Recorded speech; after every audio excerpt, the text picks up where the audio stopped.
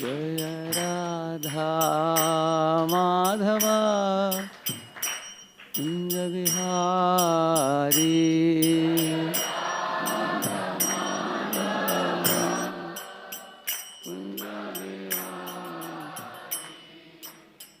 Gopijana Vallabha Girivaradari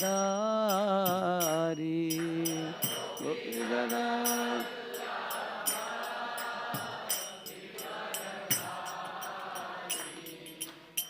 Yashodanandana Brajajana Ranjana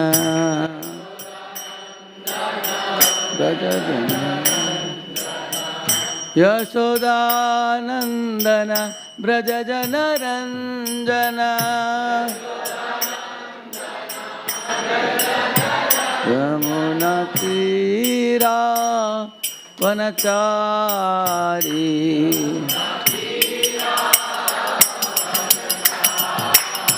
Jaya Radha Madhava Kunja Vihari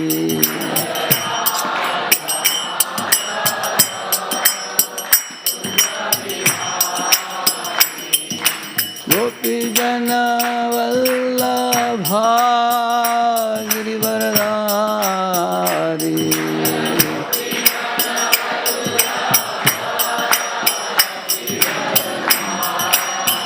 Yashodanandana Brajajana Ranjana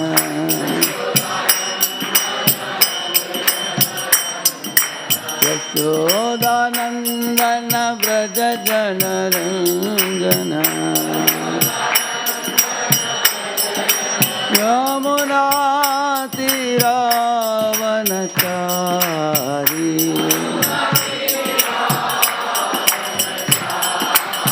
Jaya Radha Madhava Kunja Vihari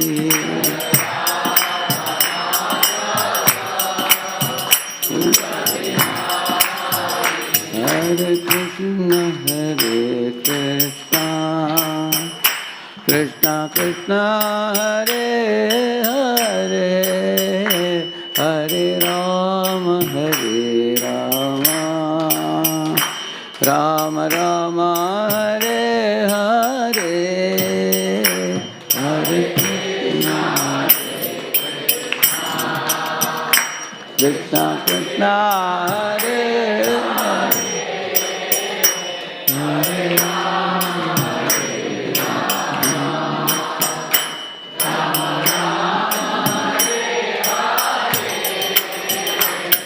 Hare Hare Krishna Krishna Krishna Hare Hare Hare Rama Rama Rama Hare Hare Hare Krishna Hare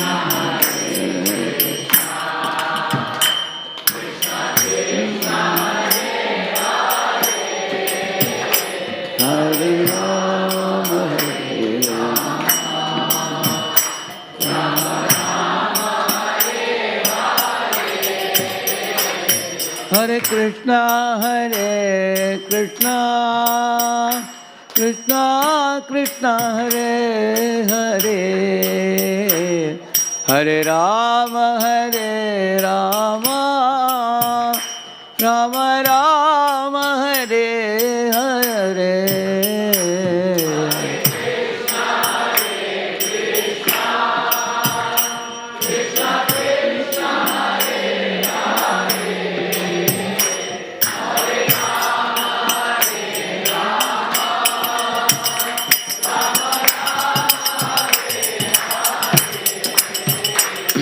Hare Krishna Krishna Krishna Hare Hare Hare Rama Rama Rama Hare Hare Hare Krishna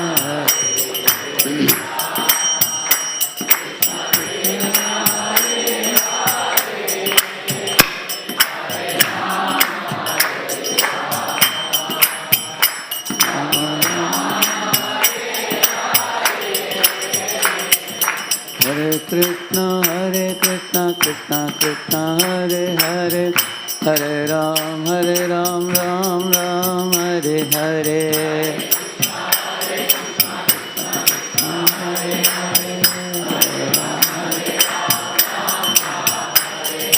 Radha Gopinath Jaya Lalita Vishakha, Radha Gopinath Jaya Lalita Vishakha.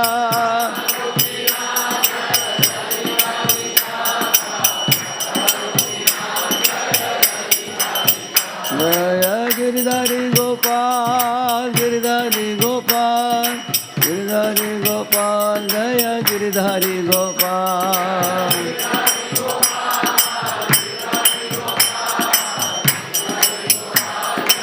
Sai Gaur Hari Bol, Hari Bol, Hari Bol, Sai Gaura Hari Bol, Hari Bol.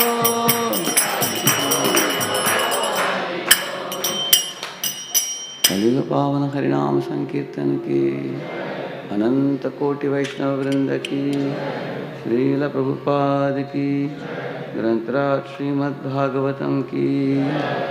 ओम अज्ञानतिमिरन्धस्य ज्ञानाञ्जनशलाकया चक्षुरुन्मीलितं येन तस्मै श्रीगुरवे नमः। श्रीचैतन्यमनोभीष्टं स्थापितं येन भूतले स्वयं रूपः कदा मह्यं ददाति स्वपदान्तिकं। वन्देऽहं श्रीगुरोः श्रीयुतापदकमलं, श्रीगुरून् वैष्णवांश्च श्रीरूपं साग्रजातं सहगण रघुनाथान्वितं तं सजीवं साद्वैतं सावधूतं परिजनासहितं कृष्णचैतन्यदेवं श्रीराधा कृष्णपादान् सहगणललिता श्री विशाखान्वितांश्च नमा ओं विष्णुपादाय कृष्णपृष्ठाय भूतले श्रीमते भक्तिवेदान्तस्वामिन्निति नामिने। नमस्ते सारस्वते देवे गौरवाणी प्रचारिणे निर्विशेषशून्यवादी पाश्चात्यदेशतारिणे। नमो महावदन्याय कृष्णप्रेमप्रदायते कृष्णाय कृष्णचैतन्यनाम्ने गौरत्विषे नमः। हे कृष्ण करुणा सिंधो दीनबंधो जगत्पते गोपेश गोपिकाकान्त राधाकान्त नमोस्तुते। तप्तकाञ्चन गौरांगी राधे वृंदावनेश्वरी वृषभानुसुते देवी प्रणमामि हरिप्रिये। वाञ्छाकल्पतरुभ्यश्च कृपा सिन्धुभ्य एव च पतितानां पावनेभ्यो वैष्णवेभ्यो नमो नमः। जय श्री कृष्ण चैतन्य प्रभु नित्यानंद श्री अद्वैत गदाधर श्रीवासादि गौरभक्तवृंद। हरे कृष्णा कृष्णा कृष्णा हरे हरे, हरे राम राम राम हरे हरे। ओम नमो भगवते वासुदेवाय।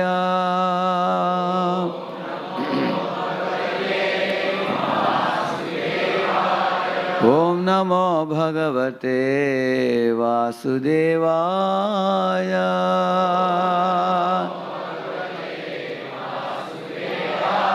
ओम नमो भगवते वासुदेवाय।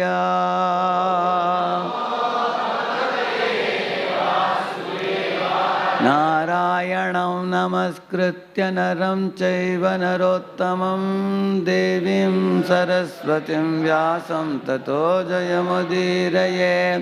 नष्टप्रायेष्वभद्रेषु नित्यं भागवत सेवया भगवत्युत्तमश्लोके भक्तिर्भवति नैष्ठिकी। Krishnaya Vasudevaya Devaki Nandanaya Cha Nanda Gopakumaraya Govildaya Namo Namaha. Welcome all of you for the Srimad Bhagavatam class. We are reading from the third canto, 7th chapter, text number 34.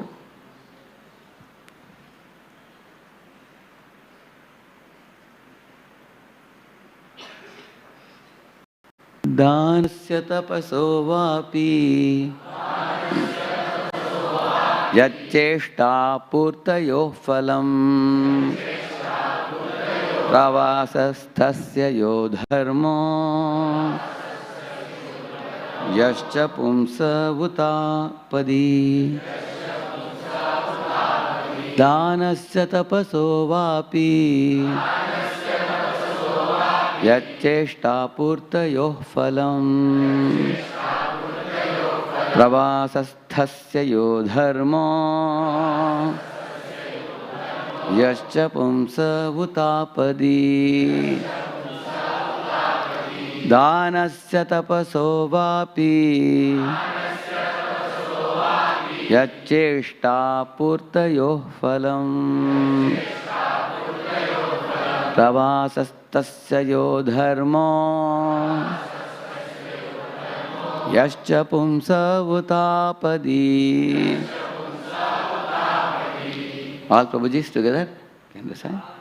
Dhanasya tapaso vapi yacheshta purtayo phalam pravasasthasya yo dharmo yascha pumsa Apadi. All Matajis together?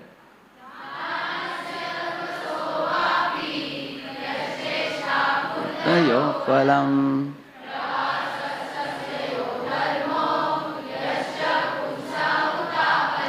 Thank you. All are satisfied now. Huh? Dhanasya of charity. Tapasaha of penance. Vapi lake. Yat that which. Cha and Ishta endeavor. Purtayoho of digging reservoirs of water. Phalam fruitive result. Prabhasastasya one who is away from home. Yaha that which. Dharmaha duty. Yascha and which. Pumsaha of man. Uta described. Apadi in danger. Translation purport by His Divine Grace, A.C. Bhaktivedanta Swami Srila Prabhupada ki.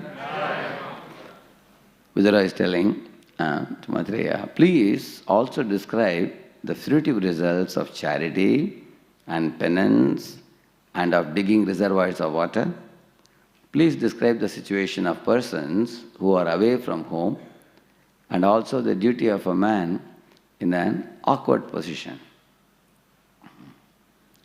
So he is asking several situations. Here he is saying that I was asking about the dhan, charity, penance, tapas, and purtayoho means like social welfare activities, like digging reservoirs of water or like a water tank and things like that. And pravasastasya, when a person is traveling, what dharma you should follow, what you should not do. And one who is in an awkward position or apat. What is the apat dharma? 5 things he is asking. Okay, let us read the purport. The digging of reservoirs of water for public use is a great work of charity, and retiring from family life after 50 years of age is a great act of penance performed by the sober human being. So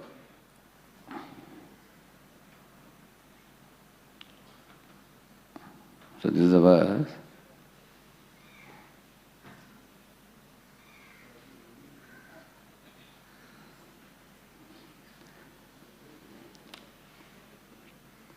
Okay, so these are the. So he's asking about dhanasya. He's asking about tapasaha. Cheshtapurtiyoho, endeavors like digging wells. And pravasastasya, one who is away from home. And apadi, particularly one who is in distress or one is in danger, extreme situation. At the time, what is one's dharma, is asking. So these discussions, what we are talking today, it is here. You can see this third canto, 7th chapter, 15th verse. Visual is sharing his heartfelt realizations with Maitreya. And here is asking about many things here, beginning from here. In this section, Visual inquires more in detail. After hearing about the Mahatattva, Karanataksha, Vishnu and everything, from here onwards you can see from 23 to 38 is asking the different powers of specific divisions, vibhutis, after Brahma created the Manus and the descendants of the Manus, different planets, categories of living beings and their distributions, gunavataras and pastimes, varnashrama. While asking these questions, yoga, jnana, sankhya, as Narada Pancharatra, and about the faithless people is asking, different species of life, 4 Purusharthas. While asking those things, this is also coming. See here, this is the point what we are discussing today.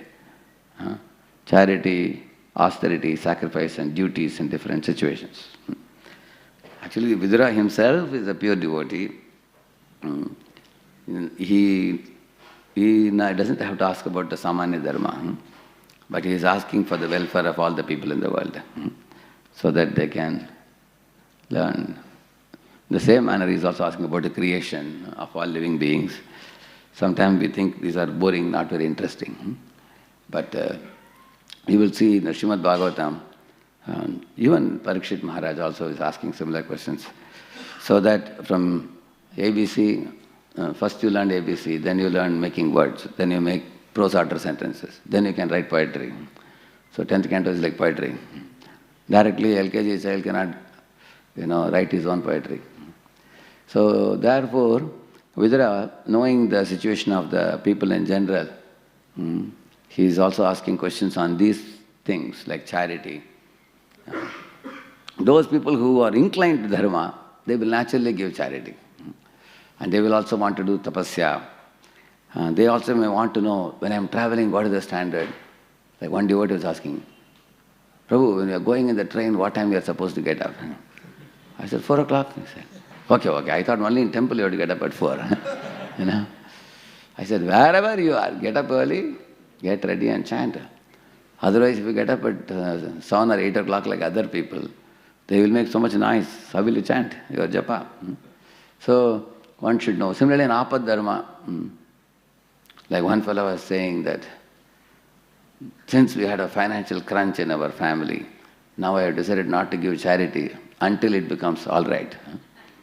Until means when? Next lifetime?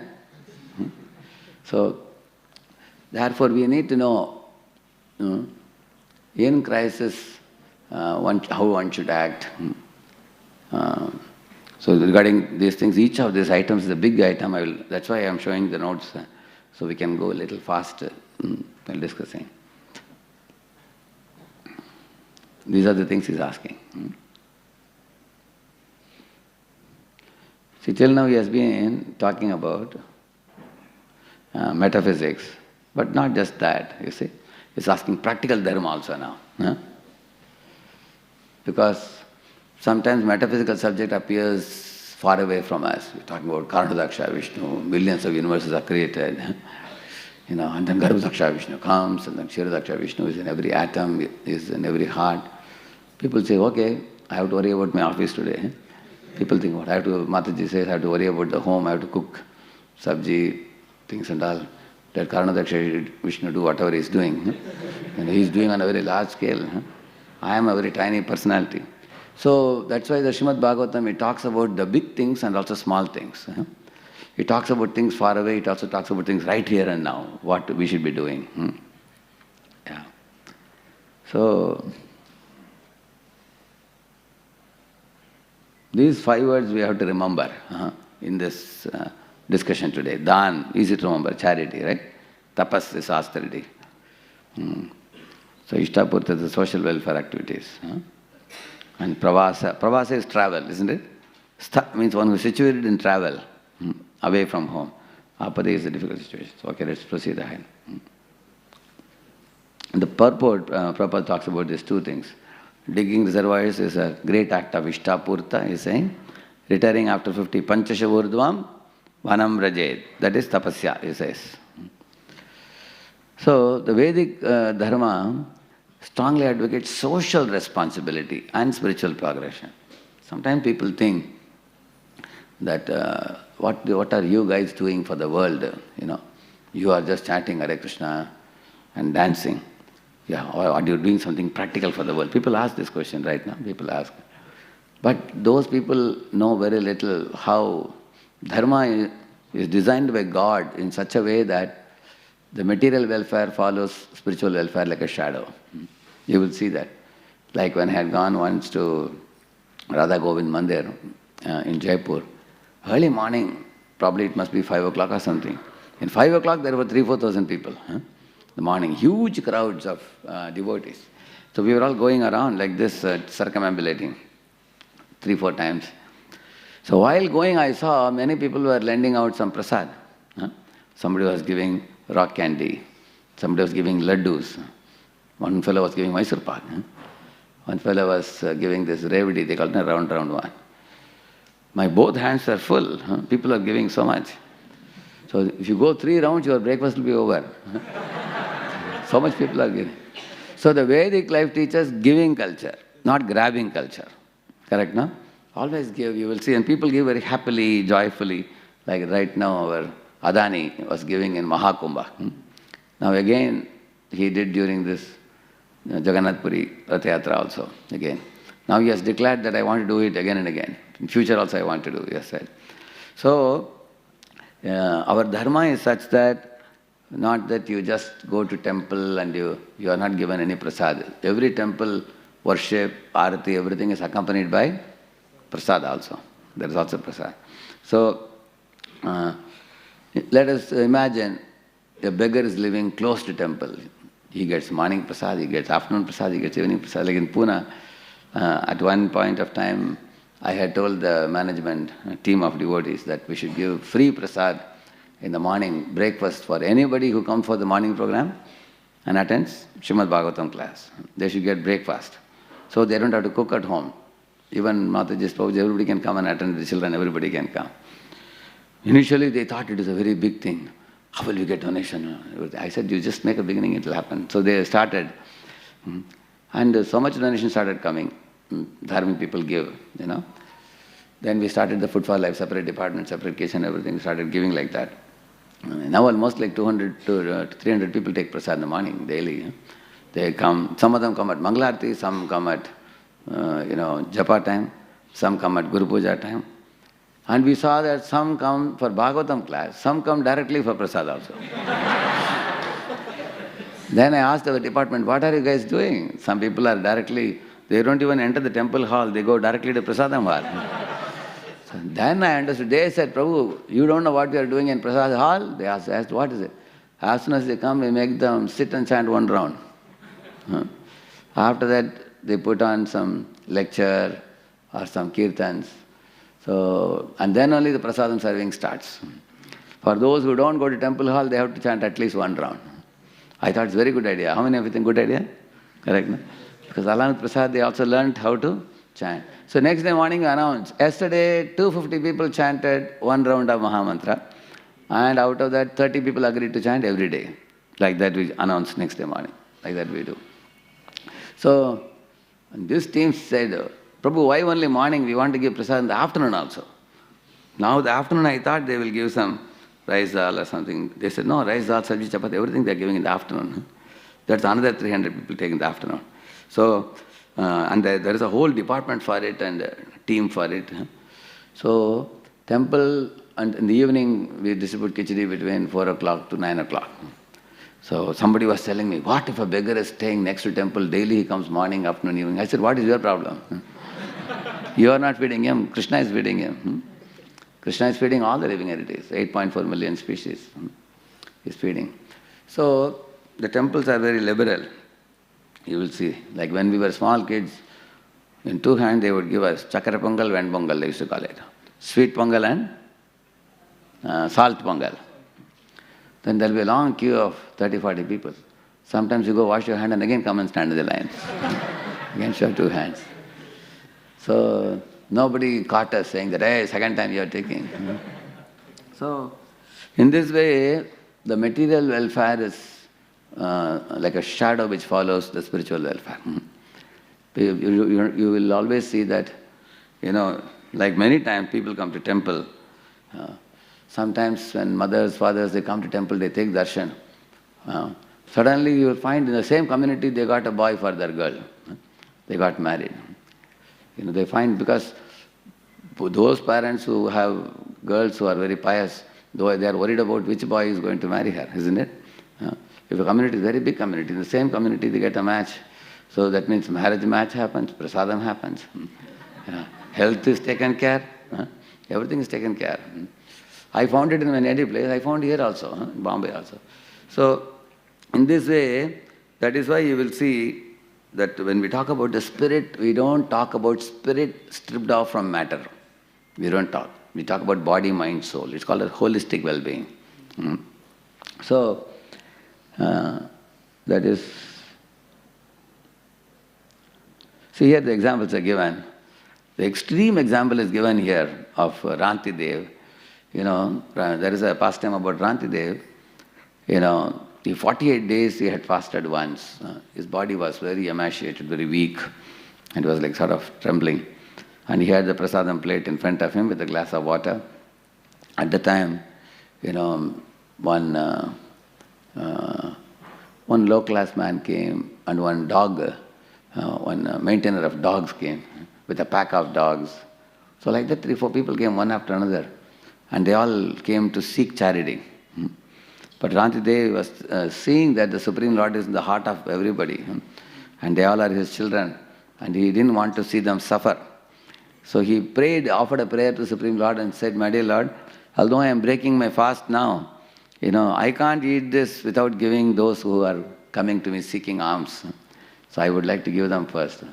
So he gave first person the food, second person another part of the food, third person the glass of water, and finally he had nothing to eat himself. So his body was trembling. At that time they all transformed into Brahma and Shiva and Indra and different personalities. They all showered blessings upon Ranti Dev, glorifying him for his charity. Why this pastime is important for us? Sometimes in churches they have something called tithing, they call it. Tithing means the charity. Some churches have compulsory tithing, you have to give 20% or 30% of your earning. Otherwise you cannot be a member of the church. They have like that.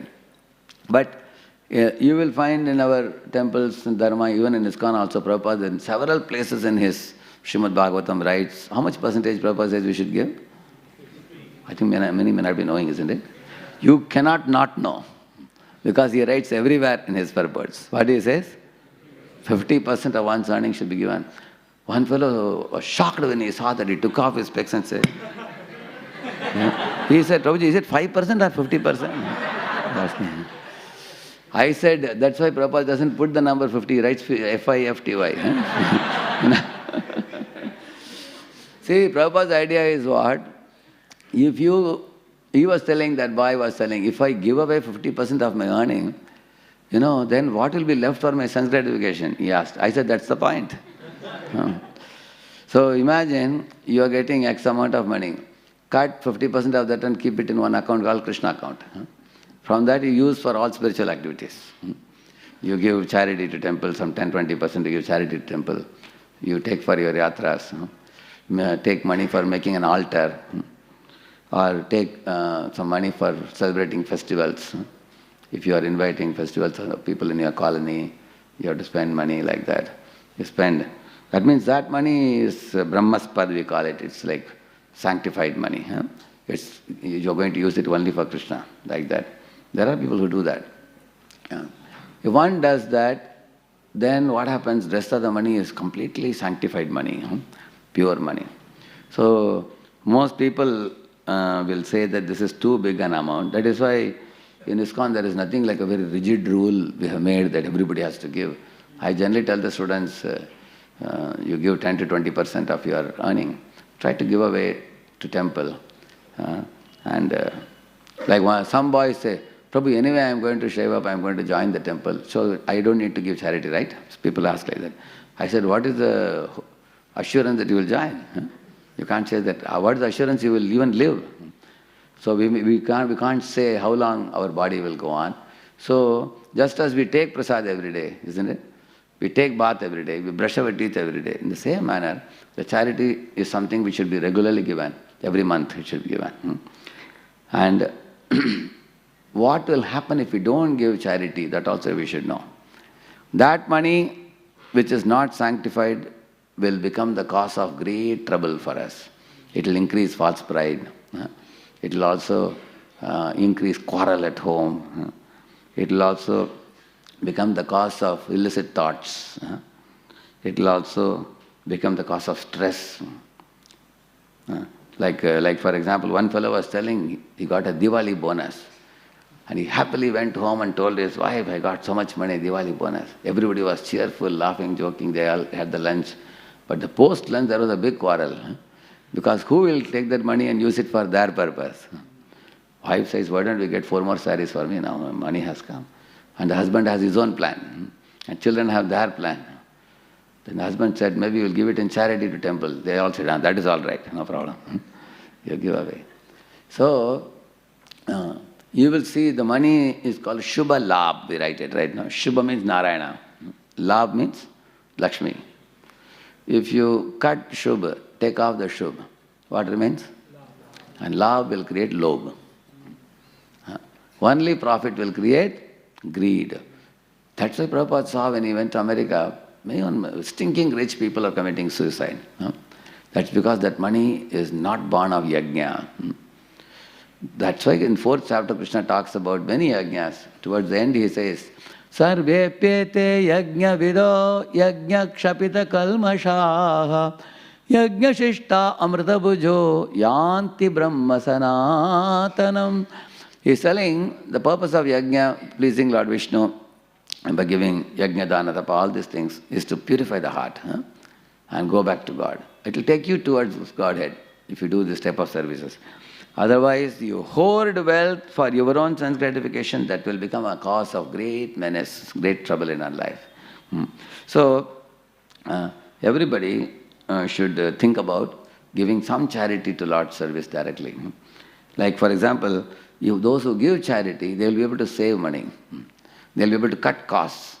And they are also giving charity. You will see that. And those who don't give charity, their mind and senses will not be controlled. So they won't be able to save money. And they won't be able to cut costs. Rather, they will become extravagant, lavish, and whatever money could have been given in charity, whatever money could have been saved, that will become the cause of their downfall. And many people who struggle with their mind and senses and not able to advance in spiritual life is because they are not purifying the wealth earned by giving charity. So, on the other hand, it's a very amazing thing for most people. How are you saying that after giving charity, how can we save? You will be able to save.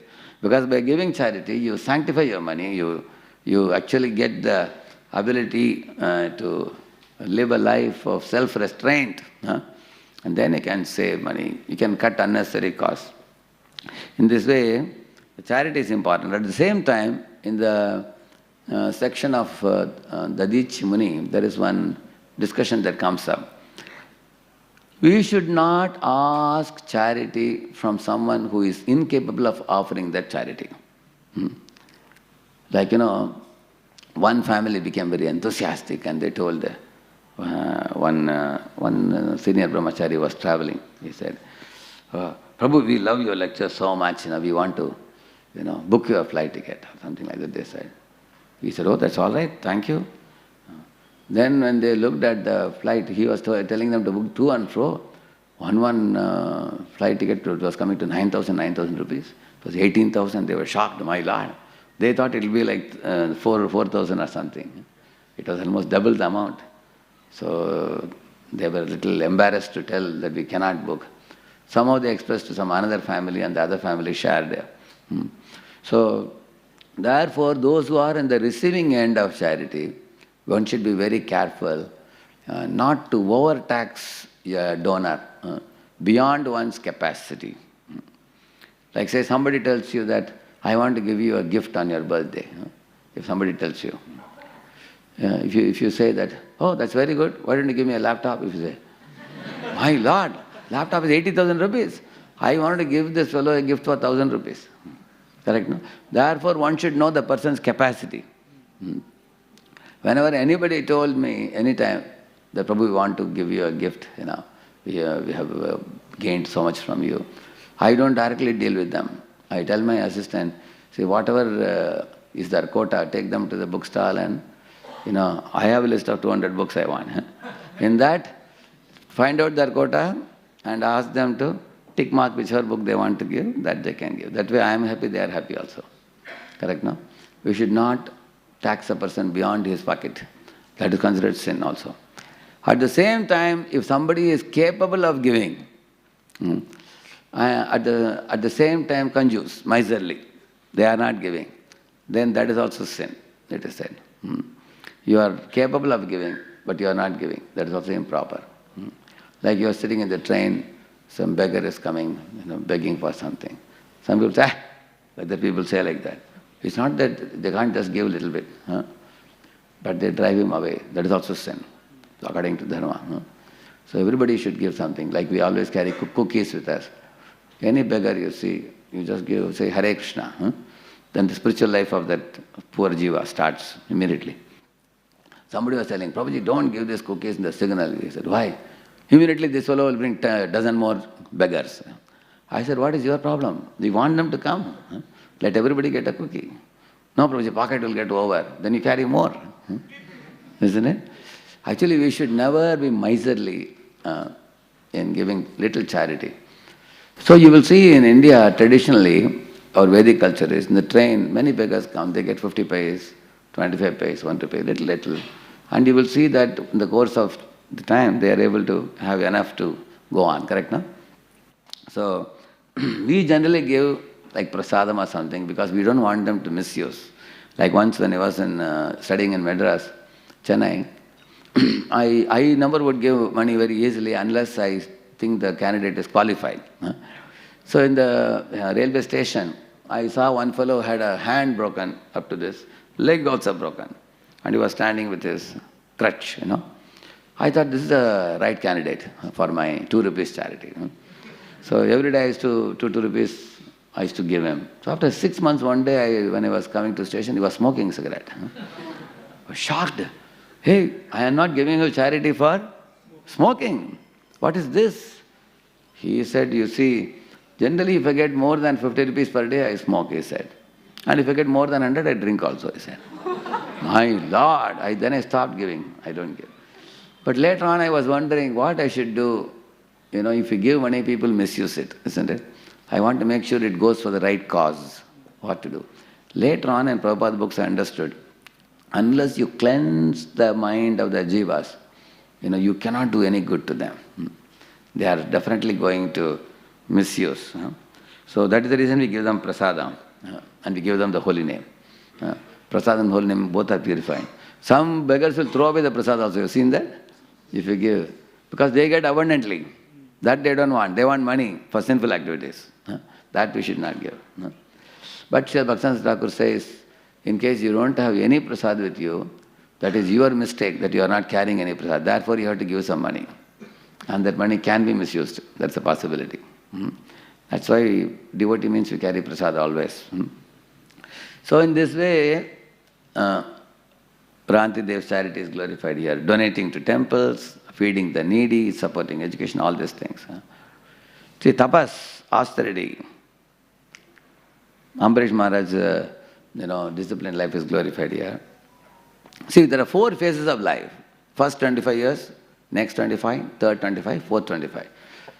It may not be exactly 100 years because people live sometimes 70, 80 years also. But in general, I can say, first 25 years, learn and grow. Second 25 years, engage and earn. Third 25 years, detach and attach. Fourth 25 years, pray and prepare. So what is the first 25 years I told you? Learn and grow. So you ask anybody, what is the meaning of learn and grow? People generally think learn means go to school, college and learn. And grow means just grow in size. As your shirt becomes tight, get a new clothes you get. That is not learn and grow. Learn and grow means learn Shastras by going to Gurukul, correct, no? And grow in maturity and ability to discriminate. What to pick in life, what to drop in life. Yes to Krishna, no to Maya. So one should develop that ability. Learn and grow means that.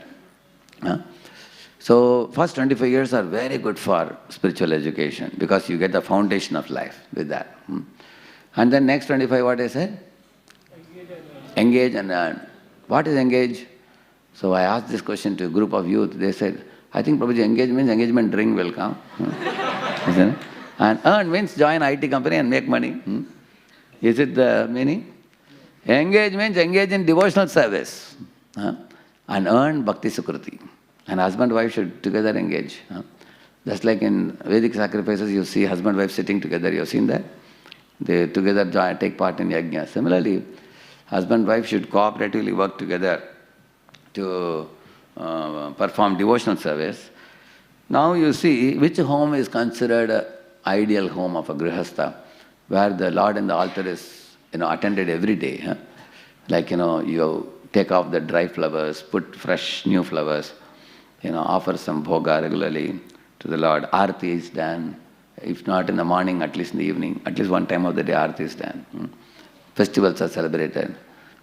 Invite the neighbors and all the people in your locality and then conduct some utsavams for the Lord. Conduct some weekly classes for children or for weekly classes for the congregations. So when a man invites people to his home and cooks prasad and distributes, then his possessiveness of his wife and children will reduce. He will not become very possessive and attached. Rather, his attachment becomes purified. Similarly, if a woman is ready to cook prasad, not alone, but with the help of other Matajis also, then that is a tapasya for her. To feed so many people is not very easy. Imagine 40, 50 people come to your home, you have to cook prasad for them and feed them. It's a tapasya, isn't it? So, and also the children are enthusiastic, they bring flowers, they make garland, they offer to Lord. Then the home becomes like a temple. Like he says, Yedina grihe bhajana deki grihe te goloka bhai. Like that he is saying. Who? Bhaktivinoda Thakur. When I returned home in the evening, he had 10 children. All of them were chanting and dancing, beating mridangam, doing Gaura Arati. And there was a beautiful roaring Sankirtan going on. And he says, is it home or is it temple? He's saying. He felt like that when he came home. So in this way, the home is supposed to be very vibrant, engage and earn. Engage all family members and everything. But now with the increasing complexity of life, sometimes man is working and woman is also working and children are going for so many karate classes or swimming or dancing classes and evening. They are very busy. And if you have to organize a program in a house, it's like a tedious task now. One time I was speaking like this in an audience in Pune and I asked, how many of you would like to organize Bhagavatam study circle in your home? I asked. Because that whole lecture was about Gali Gali Mein study circle. That's what we started. And I told the brahmacharis are ready to come. How many of you would like to start? Enthusiastically, some 50 people raised a hand. I thought 50 programs immediately. But some of them slowly turned to their wife's side to check. And the wife got shocked. How this fellow is raising hand? Because he is not going to cook. He will bring people who will cook. Now she has to cook. And slowly some hands came down.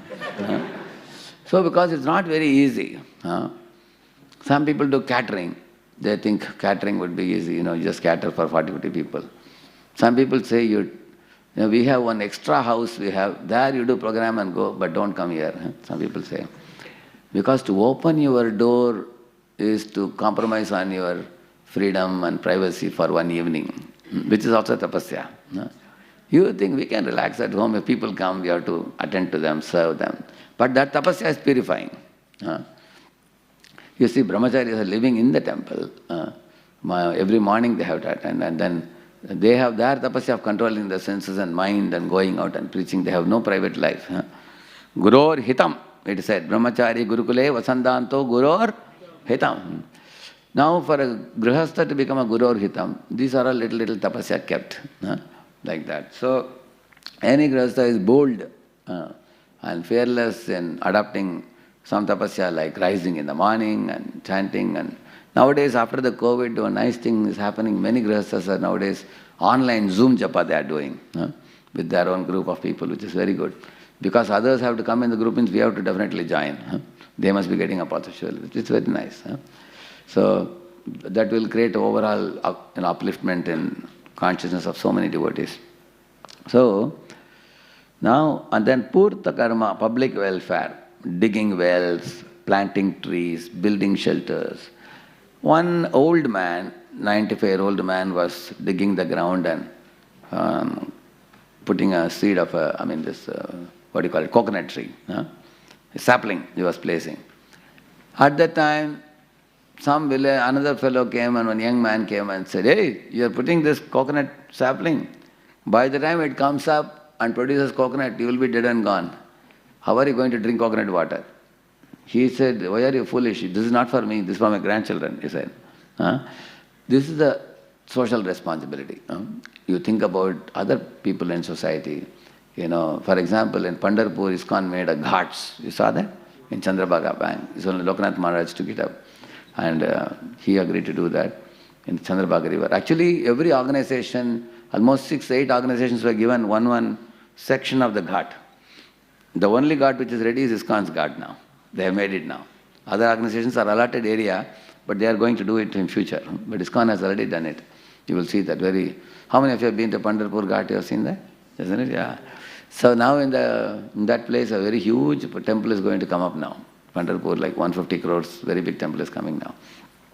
So making ghats like that for yatriks, how many people go in taking the palki? You have seen that? Many old men, old women, they carry simply a bag. And the night they just keep the bag like this and they sleep on the side of the road. You will see what austerity. People do, lakhs of people. I only knew that they come to Pandharpur during the Ashadha Ekadashi. Recently I came to know 4 times a year people come. Ashadha Ekadashi is the biggest one. But other times also they come, almost every quarter on different occasions. So they do kirtan, they have pravachans, and many different people give charity of prasadam, correct now? So in this way, everybody's consciousness is completely absorbed. Let us see whether I have it just a minute.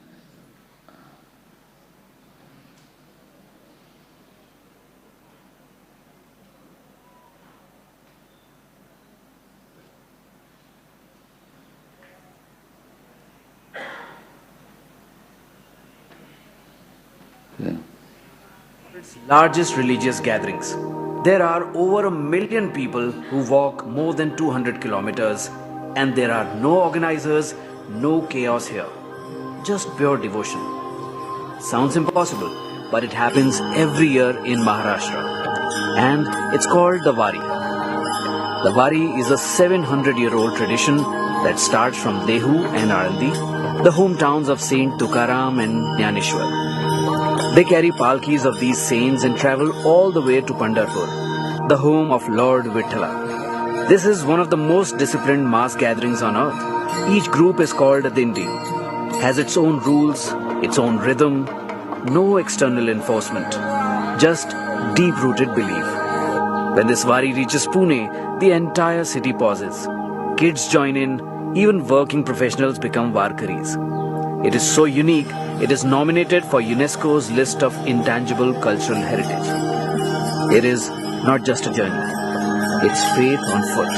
The rhythm of the dhol, the chants of Vithala Vithala, the saffron flags fluttering in the monsoon wind, Pune becomes a pilgrim itself. The Wari is also a reminder that even in today's fast-paced world, there is still space for stillness, surrender, and for soul. धर्म जाति प्रांत भाषा वेश सारे संपुदे धर्म जाति प्रांत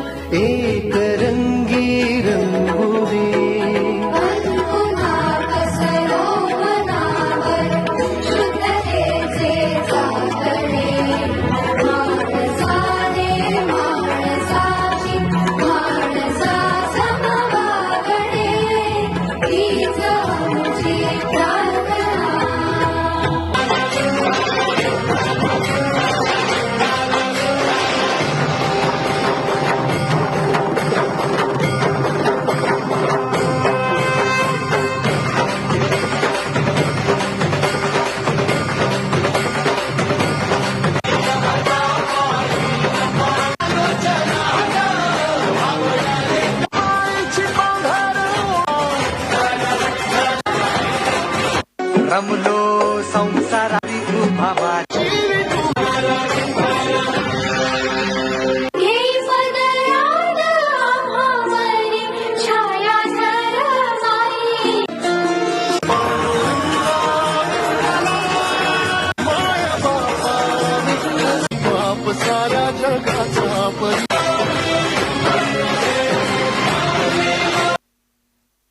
how the culture and devotion blends together here in this wonderful festival.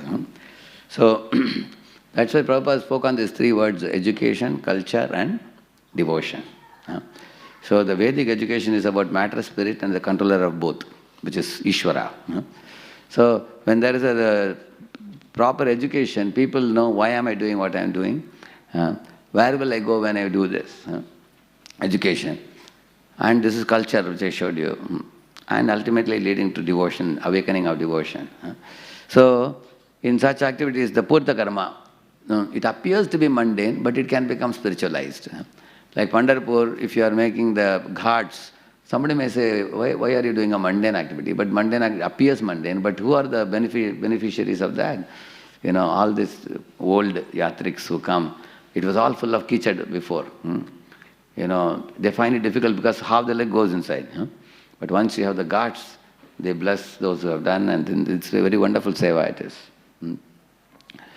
So, and Dharma in exile, the pravas, challenge of being away from home.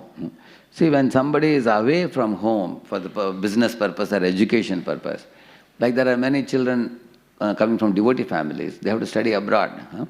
When they go for their undergrad or postgrad.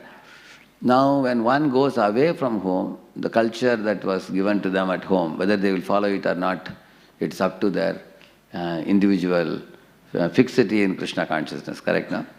Because character means what you are when no one is around you. That's the definition of character.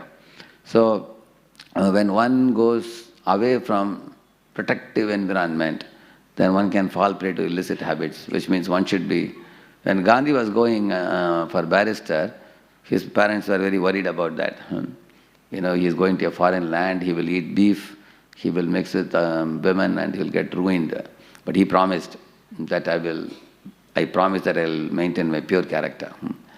So when he went to London, he didn't get any proper food anywhere. He was taking this potato, he used to have this potato on groundnut. He used to put it in the red hot coal and roast it, with some salt, and that's what he was eating. Most of the days he was eating that.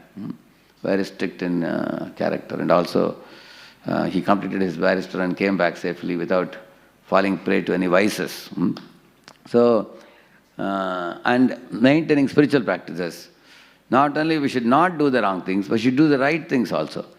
Like, every day chanting with devotees in the temple or in your own home is very easy. But when you're traveling, it can be a little difficult. You're traveling in a flight or you're traveling in a train, lot of noise all around. So, one may become a bit slack if you're traveling for a week or two. So, one has to protect those standards of lifestyle as well as, reading, japa, all those things. Like Pandavas had to go to forest. They remained righteous wherever they were. Lord Rama had to go to forest also. They maintained the righteousness. And the Dharma in distress, Apadi Dharma, upholding core values even in crisis. Sometimes you find a person, when he's put in crisis, they buckle, they collapse. Till then they might have been good. For example, a gentleman who is truthful, whenever he faces a financial crunch in his life, he may take some bribe, under the table money. So he may become corrupt. That's why a devotee means in rain or shine, one should stick to the pure standards. At the same time, Apadi Dharma is such a Dharma that Bhishma Pitamaha in Mahabharata is explaining in which situations Dharma can be relaxed. For example, there's a story of one Rishi, Kaushik. He saw that one cow was running very fast, hastily, with great fear. It was a frightened cow. It entered into his hermitage. And 5-10 minutes later, one butcher was running behind. He also came that way. He saw the Rishi taking bath in the pond. He asked, "Did you see a cow?" And the Rishi was thinking. Quickly, he made a decision what to say. If he says yes, the fellow will go inside the hermitage, drag the cow out and take it for butchering. If he says no, then he will go ahead. Correct, no? And if he says yes, truth is maintained, but the cow is going to be killed. So, for the protection and safety of the cow, he told a lie. He said, "No, I didn't see a cow going," like that he said. So then the man ran ahead. So one should know, sometimes for protecting a life, one may have to tell a lie. That's called apati dharma. Exceptional circumstances. If you are going to stick to rigid application of dharma in the name of speaking the truth, then we won't be able to protect the cow. So, see, here he is giving an explanation. When Yudhishthira questioned about this, Bhishma said, certain rules may be relaxed to protect life or truth or higher dharma. A person may speak an untruth to save an innocent life. A warrior may fight unfairly if the enemy uses deception. As in striking of Duryodhana, it requires a little explanation. You see, Duryodhana and Bhima were very, very powerful. They both were fighting for quite some time. And Duryodhana was killed because he was trained by Balaramji. And Bhima, he had raw strength. So which is greater? Raw strength is greater, skill is greater? Skill is greater, naturally. But still, because his raw strength was so powerful, still Duryodhana, even with all his skills, Duryodhana actually maneuvered many, many skills while fighting. That's why it was taking time. But at one point of time, Krishna gave a clue to Bhima, because Bhima had taken a vow when Draupadi was about to be disturbed. That time, Karna was the one who told to bring Draupadi. Dushasana dragged and brought her. And after that, Duryodhana, slapped his thigh and said, "Oh lady, now you have become mine. Come and sit on my lap." Like that he slapped his left thigh. So Draupadi was shattered to see his rash speech like that. At that time, as soon as he heard it, Bhima took 2 vows. He told that the same thigh on which he told Draupadi to sit, I will shatter it. He took one vow. And then he told Dushasana, "You heartless rogue, you are trying to disrobe Draupadi. I will take out your heart and kill you." So in this way he was supposed to do these things. That is why Bhima took he told Yudhishthira Maharaj that all the 100 Kauravas should not be touched to anybody except me. I will only finish them. He was the one who finished all of them. Yeah. So he had to fulfill his vow. At the same time, while fighting, if you are hitting somebody below the navel, or in the thigh or the leg, that is considered not according to the codes of fighting. So as Bhima was fighting, at one point of time, Duryodhana, to escape the blow, he jumped above the ground with both the legs. At that time, when Bhima hit, his hit fell on the thigh. It is simultaneously right and wrong. Because when a person is jumping off the ground with both legs, when you are hitting on the thigh, it is equal to hitting on the side of the body. That way Bhima is right, and Bhima would be considered wrong because the thigh was broken. Correct? In this way, Krishna adjusted it, because as soon as Duryodhana fell flat on the ground, then immediately Balaramji was very upset with Bhima. Balaramji was watching. He immediately came forward, and Krishna went and caught hold of the feet of Balaramji, so much so that Balaram couldn't move only. He said, Bhaya, please don't be upset. Pandavas are all virtuous, you see. And Bhima has already taken a vow, and long before Maitreya also predicted that Duryodhana will be killed in this way, by beaten in the thigh. So, because Krishna was lovingly pressurizing him, Balaram had to keep quiet after that. So, in this way, sometimes the king may bend rules to protect citizens, like taxes, for example. King may waive off the taxes, especially in famine, correct? When people are suffering from famine and things like that. See, Bhishma emphasized that intent, bhav, and motive are very crucial. A rule broken for selfish gain is adharma. But a rule adjusted for protecting higher values is true dharma, like that he says. So, there is more description from protection of life, virtue, justice, and path back to God. Like we say that, imagine somebody is inviting you, please come, let's go to a movie. And you know that it's not a good movie, you don't want to go. If you say no, they'll sentimentally attack you. See, you are friends for the last 20 years, we are friends and you are saying no. What to do? If you tell them I have a headache, they will take a Saridon, come with me. You'll be all right. Instead you can say, I am having dysentery, you can say. Then they cannot call you, because dysentery means anytime you have to go to washroom. So now you are telling a lie that is called as a transcendental lie. Correct, no? By telling that lie, why? Your intention is not to hurt that person. Your intention is to save yourself for protecting your devotional service. Yeah. Like sometimes your relatives call you for a marriage and you know that the food is not cooked by devotees and it is a karmi marriage. And so intelligent devotees, what they do, they go at an appropriate time, they know when to go, meet the bride and bridegroom and give them the gifts and take a photo, take a photo with them and praise them, glorify them, and slowly they'll slip out after some time. Because you have completed the ritual of going. At the same time, when the food is being served, you don't show up there, you escape. So, and they are also busy, fortunately. In this way you can escape. So one should know how to protect one's devotional service also, purity of one's devotional service. So the Apad Dharma is explained also. So Dharma is classified as Samanya Dharma, Vishesha Dharma, Apad Dharma. See, three things. Universal Dharma, role-specific Dharma, and emergency duty.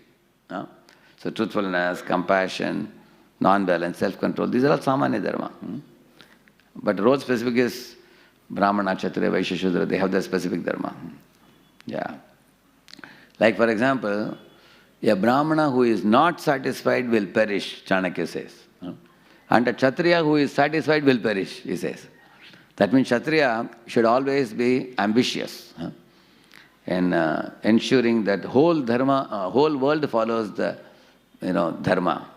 Like Yudhishthira Maharaj, why he became king of the whole world? Because he wanted to establish Dharma in the whole world. Kshatriya should be ambitious, but a Brahmana should be satisfied, he says.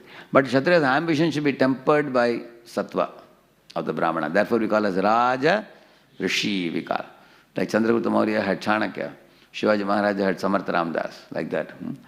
So the passion of a Kshatriya is like a flood, but Brahmana's support is like a dam. So when you have a dam stopping the water, then the water can be used for irrigation, other things very nicely. So that's why a king should be like Raja Rishi. So everybody has a specific this thing. Like a Brahmana should not accept salary, he only accepts charity. And Kshatriya should not accept charity, he should only accept tax.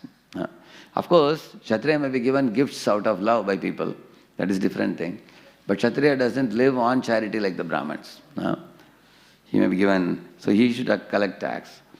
Similarly, the Shudra is not given money because he will use it for drinking and smoking. He is given food, clothing, shelter. So Vedas are so clear about everyone's dharma. And the Vaishya dharma is give charity to Brahmins, give tax to Kshatriyas, and give facilities to Shudra, like that. Like that each of them have their duties, like that. So,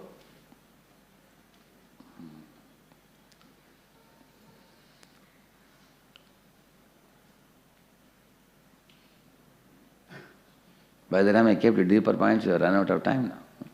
What can I say? See, this is 17th chapter of the Bhagavad Gita. Something very important. 3 types of charity is given here. You all can see that letter. Is it big enough? Datavyam iti yaddanam. Okay, I'll make it bigger for you. You can see, no? Datavyam iti yaddanam. Diyate nupakarine. Deshe kale cha patre cha. Taddanam satvikam smritam. Yeah. See, here Krishna is telling here that, how should...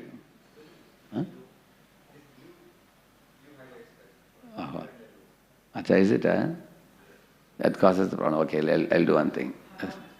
That's fine. Now it's all right? Okay. See, okay, I'll remove this thing.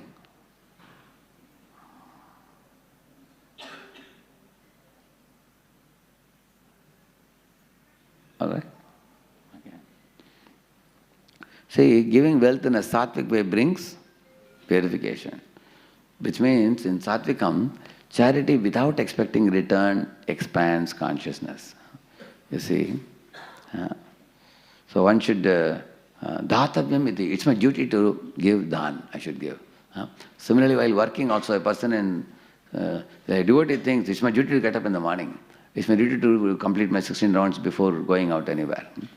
It's my duty to do the aratis. It's my duty to water tulasi and circumambulate tulasi. Guru has told me I have to do it. It is good for me.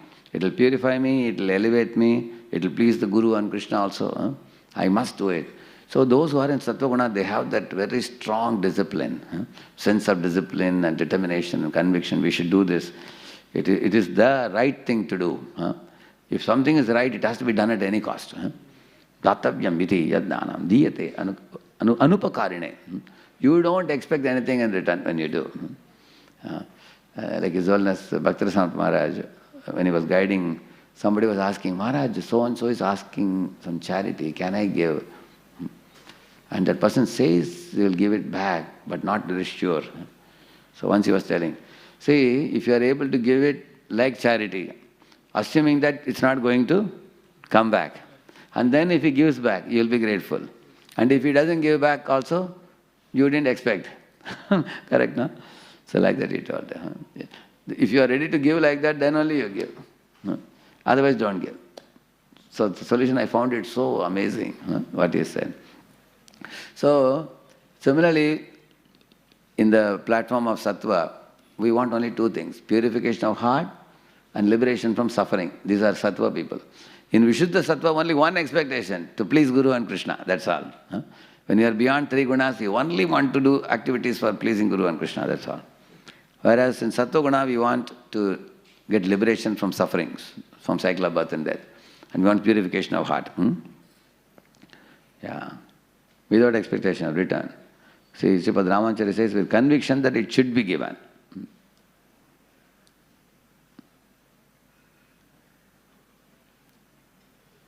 Yeah.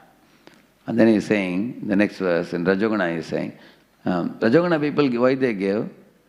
It says that they want to either get some gifts in this world, like in this hand you give charity, in this hand you want something in return. Balaji, I'll give you 1 lakh if you give me 5 lakh in my business. Like that. You give me 5 lakh, I'll give you 1 lakh. So some kind of business mindset is there. And some people give away charity, later on they lament, I think I gave too much, I should have not given so much, they feel like that. That is also in passion. After giving, somehow somebody told them to give, they gave, but later on they feel that, oh, I think I gave too much. That is also in Rajaguna. Yeah. Yattu pratyupakarartham. They want something in return. Phalam uddishya vapunaha diyate cha pariklishtam. After giving, they get klishtam. I gave too much. I think I gave 5,000. I could have given only 2,000. I think like that. Taddanam rajasam smritam. He's saying that is Rajaguna. Also sometimes Guruji is asking, so how much more we want to buy that land? He says, we need 30 lakhs more. And then somebody is standing slightly behind the Guru. Guru is looking around, who can give 30 lakhs, who is capable? And then Guruji will spell out the name. Where is that so-and-so disciple? And then you would, Maharaj, I am here. Then he may come. Okay, would you like to give? Okay, Maharaj, if you say, I will give it. They may give. But he didn't have a mind to give. But because now Guru has told, he has to give. Somebody gives like that. That is also in Rajasic. See how much intentions are involved. Huh? Because this fellow hoped and prayed that somebody else will be asked to give and they will give. Huh? But when he is asked to give, he has respect for Guru, but at the same time, voluntarily it didn't come in his mind. And Guru says he will do, under some obligation. That is also in Rajasic. Huh? Yeah. You see? And then he is saying, Adesha kale yaddanam apatrebhyascha diyate asatkritam avajñatam tat tamasam udahritam. These fellows who give in tamoguna, they don't give proper attention and respect to those who are giving. For example, you go to somebody's house, the person thinks he is very rich, he's a big man. Huh? And when some sadhus come, he says, he gives sadhus money as if he's giving some bhiksha to them. Huh? He doesn't have any respect for them. That's what he's saying here. See, charity given with this regard, as a result with discourtesy. Sripad Ramanachari has nicely explained this. See, pada prakshalanadi satkaram ashunyam avajñatam tiraskara yuktam.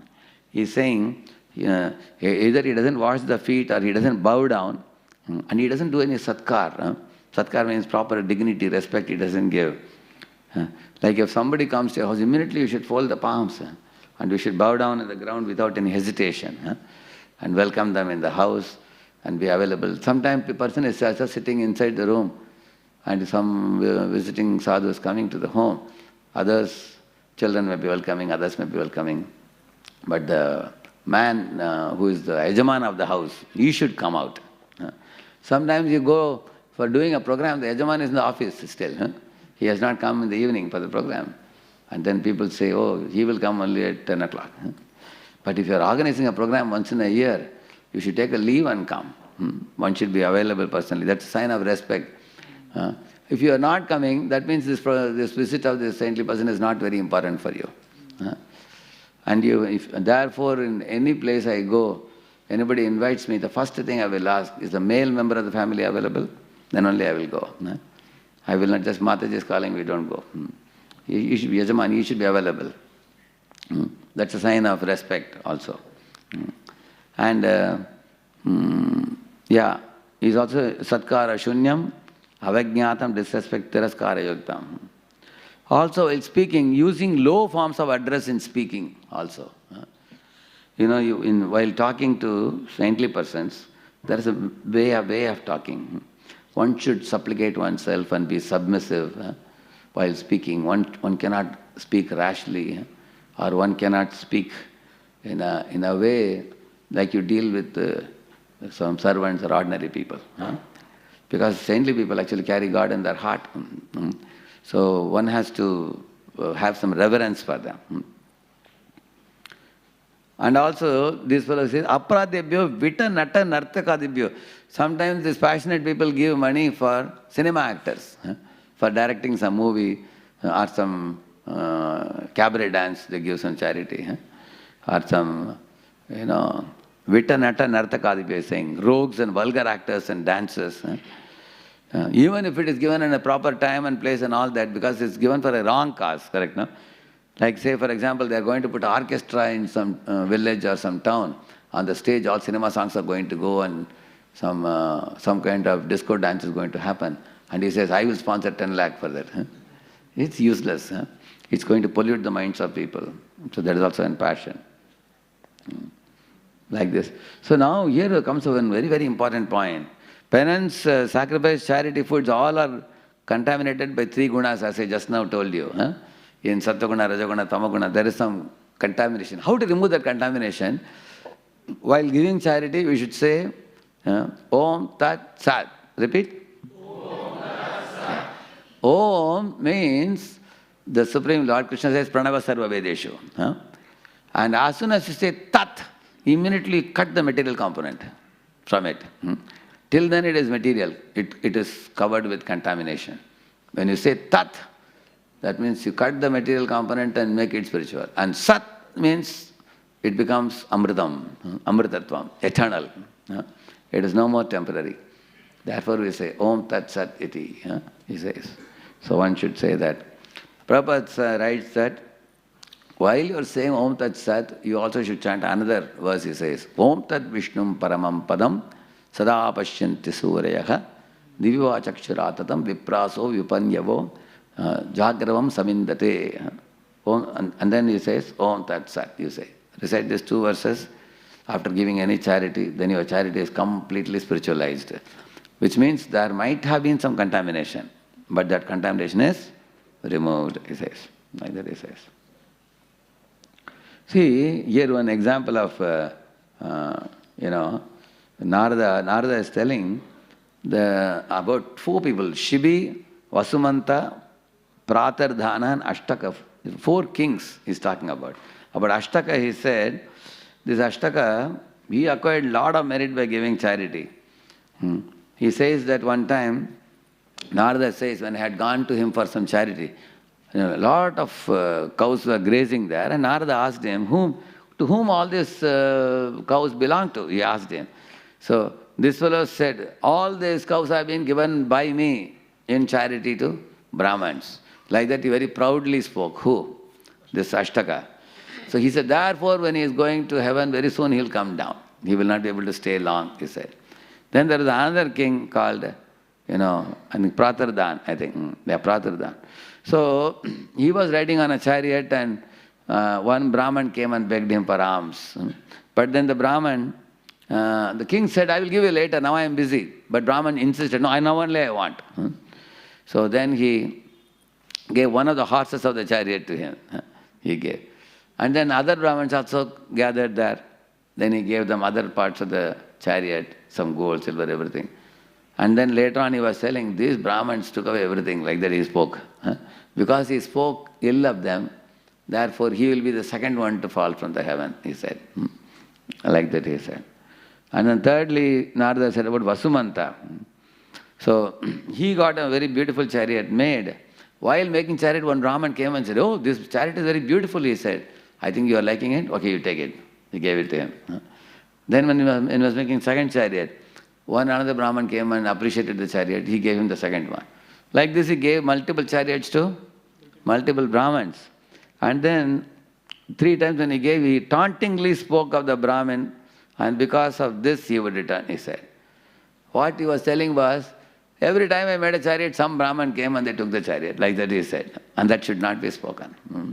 See, all of you think for a moment, we speak some loose words sometimes, correct? No? We don't know the effect of that. We may be thinking nobody knows. I am only talking to myself. We may think like that. But Dharma is such a deep thing. There is a result for our intention also. What type of intention with which we speak. Finally, Narada said, amongst all these kings, the best is Shibi Chakravarti. You all know that Shibi, when the dove came flying for safety, dove told him, you protect so many humans, am I not your praja? And king said, don't worry, I will take care of you. He took the dove and kept with him. Then the eagle came. Eagle said, what about me? I am also your praja. What about my food? Then the king said, I will give you equivalent amount of food. Then in a balance, he cut his own flesh from his thigh and put it. Then little more he put. Some or other, the dove was very heavy. Finally, Shibi Chakravarti saw, even after cutting many portions of his body and giving, still the weight was not balanced. Finally, he only sat. He told the eagle that you take me, you can eat me up. At that time, all great personalities like Brahma, Indra, Shiva and all appeared. And they told, Shibi, the world has never seen someone like you who gives charity of even oneself. And Narada said, Shibi is even better than me also. He says here, you see.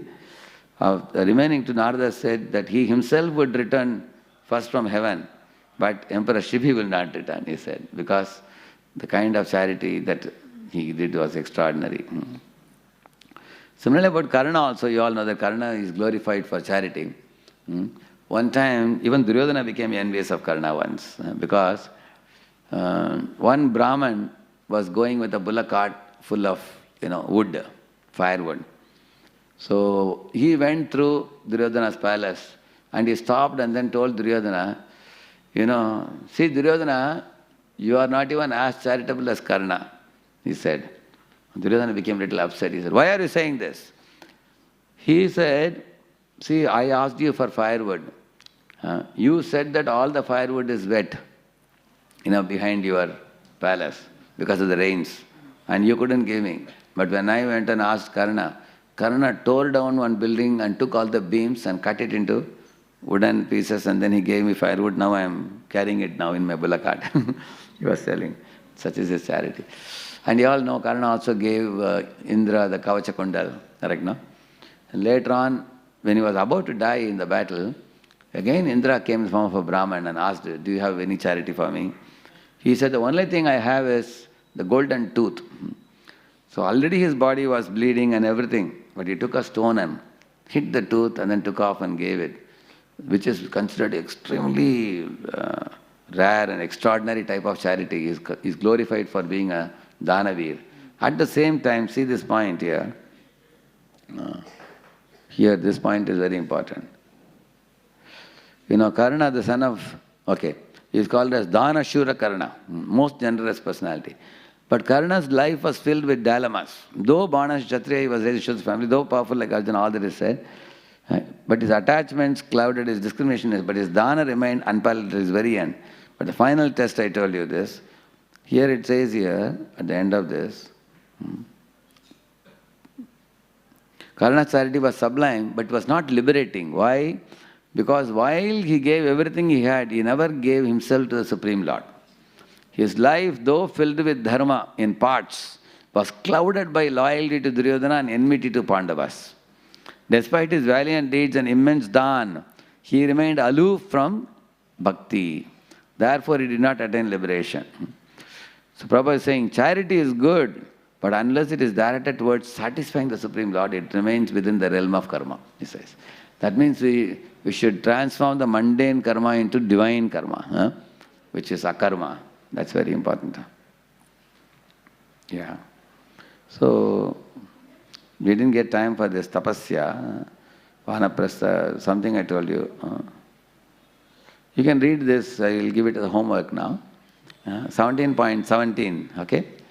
17.17, 17.18, 17.19. These three verses and purports, if you read, you will appreciate that.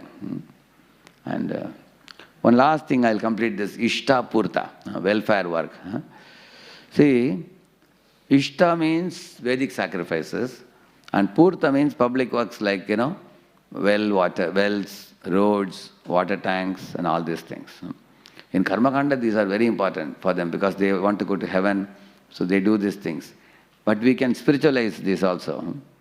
For example, Annamrit, midday meals, they are distributing to school children, correct, no? Like 80,000, 100, like sometimes few lakhs, 5 lakh, 10 lakh children are getting prasadam in the schools. So many of the children actually come from very, very poverty-stricken, below poverty line families also. So feeding them. Similarly, ISKCON Govardhan villages, sustainable reservoirs and organic farming, these are also coming in this. Ishtapurta. Yeah. See, there is a Puranic story of a poor man who dug well, small well for travelers. He didn't know the scripture but earned the blessings, it is said. So, and the last thing, I think this is very important, Dharma away from home, correct, no? Because many of us travel out. It's very important. Pravasasta. Like, when you're traveling out in cities, japa, association, reading scripture, following the vows, one should maintain. That's the point. Like Prabhupada in America is an example, isn't it? Yeah. So some takeaway lessons are here to say for professionals. Don't wait till retirement. Practice tapasya through regulated life. See, some people think that I will go on with life till 50 and 50, suddenly I will take vanaprastha. It doesn't happen like that. We should take little bit service and slowly reduce the material life and increase the spiritual life. When my eldest sister she was celebrating Shashti of the Purti in Bangalore. So I couldn't go, but I talked to them on Zoom. At that time, I was reading some literature about what is the Shashti of the Purti. Shashti of the means 60 years. Huh? So they do a second marriage, they do. Of course, second marriage is the same person only. You don't do with somebody. So, but why it's considered marriage? She was telling, now I am already, my husband is 60 now. I feel shy for all this, again, marriage type of celebration and all. What is this? Then I told her, wait a minute, let me read more.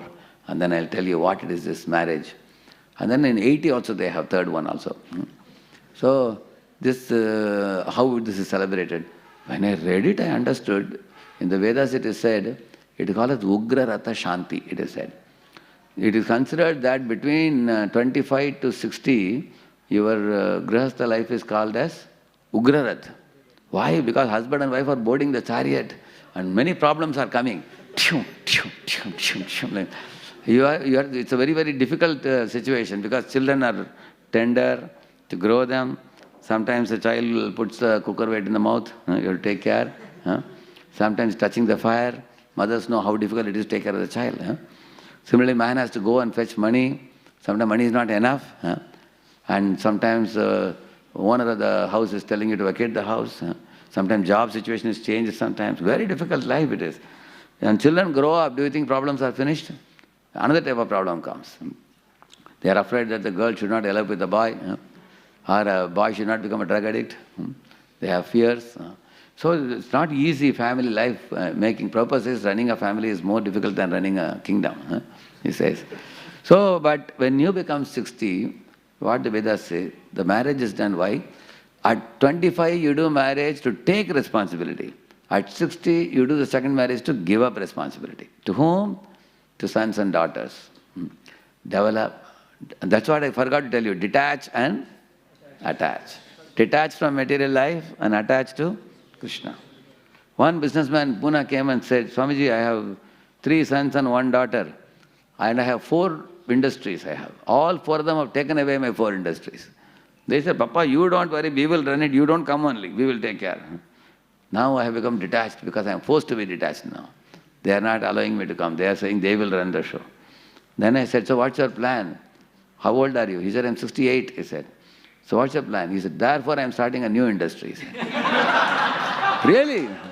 He said, I am detached from the older industries, now I am starting a new industry, he said. So I told him, attaches not to a new industry, attaches to whom? Krishna. That's the point, detach and attach. And beyond 75, pray and prepare. Develop a prayerful mood, prepare yourself. Anytime you will leave the body and go back to Godhead, you should go. So in this way, in this way, the Ugra Ratha Shanti was telling you, the 60th year marriage is done. Its significance is that now reduce your material involvement. Don't try to micromanage the children. Leave them. They will do it. The more you are detached, then old is gold. If you are not detached, then children will get irritated. They will not like it. And then for students, what is it? Practice tapasya by regulating internet and sleep. So, if a student can avoid using mobile, morning till 9 o'clock, any student keeps his mobile inside the locker. He locks it up. He is a great tapasvi. The first thing, he doesn't open the mobile in the early morning. He keeps it locked. And once in a week, one day, digital detox. You keep your smartphone away for one day. It's a very big achievement. You don't have to be like Vishwamitra, 60,000 years doing penance in the forest. This is more than that. You can give Jnanadan of Gita.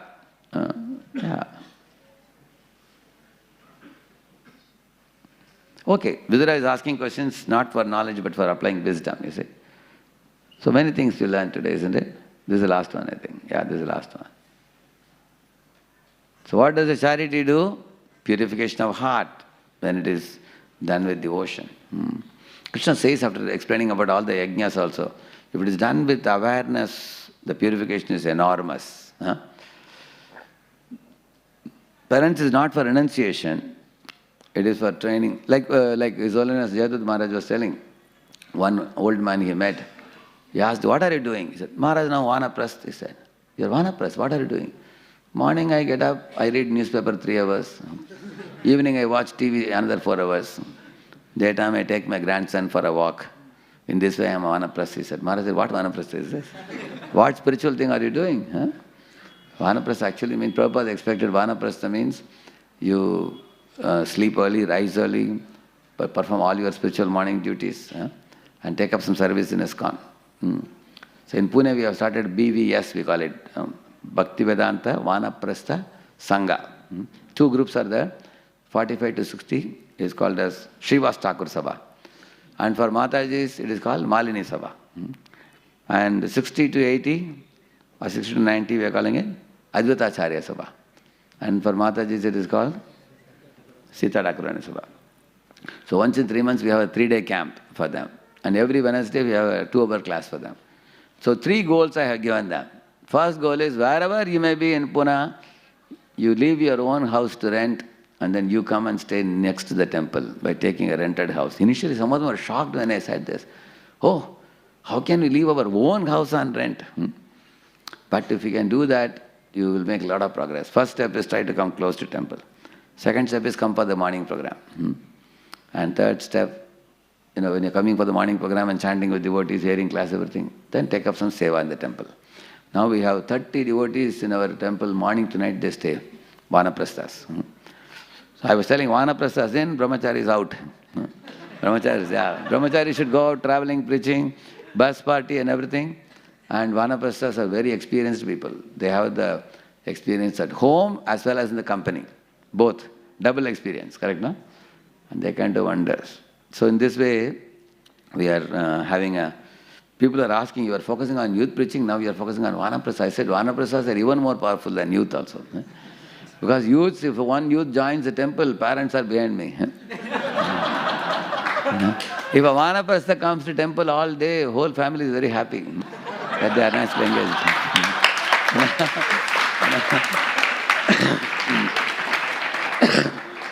So in this way, sorry, I don't have time for question and answers for you because it was supposed to be till 10, 8:30 to 10, isn't it? Can I take 2-3 minutes, one question? Is it all right? Can I take one question we will take and we will conclude. Now give the mic time. You can take this one.